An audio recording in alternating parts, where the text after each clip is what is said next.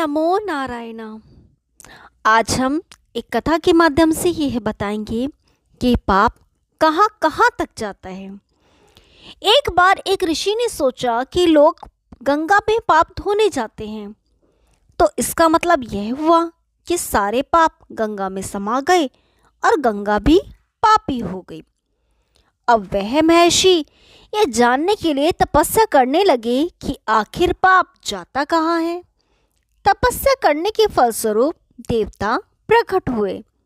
ऋषि ने पूछा कि भगवान, जो पाप गंगा में धोया जाता है वह पाप कहाँ जाता है। देवता ने कहा, चलो गंगा से ही पूछते हैं।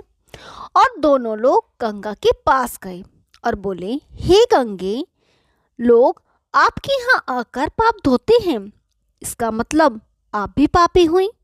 गंगा ने कहा, मैं क्यों पापी हुई, मैं तो सारे पापों को ले जाकर समुद्र को अर्पित कर देती हूँ। उसके बाद इन पापों का वो क्या रहता है मुझे नहीं पता। अब वे लोग समुद्र के पास गए और बोले, हे सागर, गंगा अपना सारा पानी और पाप आपको अर्पित कर देती है, तो इसका मतलब आप भी पापी हुए। समुद्र ने कहा, मैं क्यों पापी हुआ, मैं तो सारे पापों को लेकर भाप बनाकर बादल बना देता हूँ, जाकर बादलों से पूछो।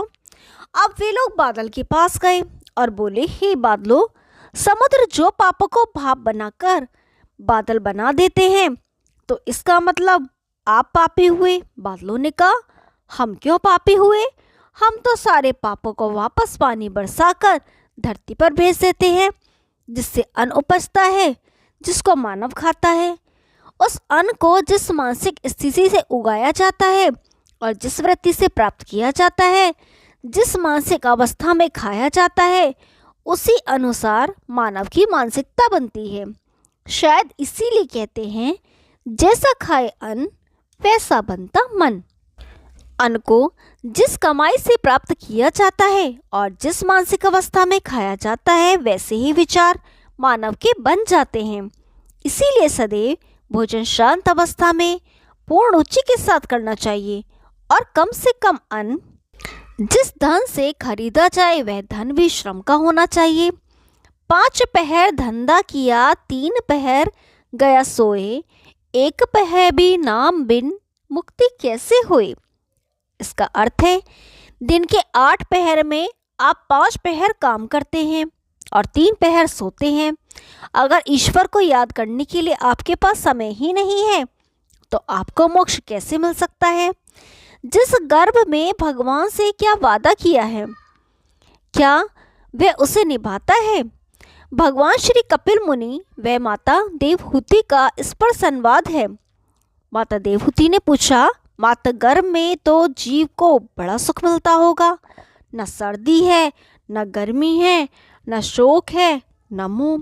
भगवान कपिल ने उत्तर दिया, यह मत पूछो माता, माँ के गर्भ में जीव को जितनी वेदना होती है उतनी न पहले कभी हुई थी उसे और न कभी आगे होगी। गर्भवास समम दुखम न भूतो न भविष्यति। इतना कष्ट होता है हजारों छोटे छोटे जीवाणु कीटाणु जो मात्र गर्भ में पलते हैं, ये जीव की कोमल त्वचा को काटते हैं। जीव तड़पता है, बिलखता है, पर वहाँ कौन सुने। यदि माँ चटपटी वस्तु का सेवन कर ले तो इसको कष्ट होता है। माँ कभी गर्म वस्तु का सेवन कर ले तो इसे दुख पहुँचता है। 7वां महीना आते ही जन्म जन्मांतर के कर्म इसको याद आते हैं और भगवान की स्तुति करने लगता है। परमात्मा कहता है कि हे भगवान, एक बार मुझे इस गर्भ से निकालो, गर्भ से बाहर करो प्रभु। आपका ऐसा भजन करूँगा कि फिर कभी गर्भ में नहीं आना पड़े। भगवान कहते हैं, तुम गर्भ में ही स्तुति करते रहो, बाहर आते ही इस कष्ट को तुम भूल जाओगे।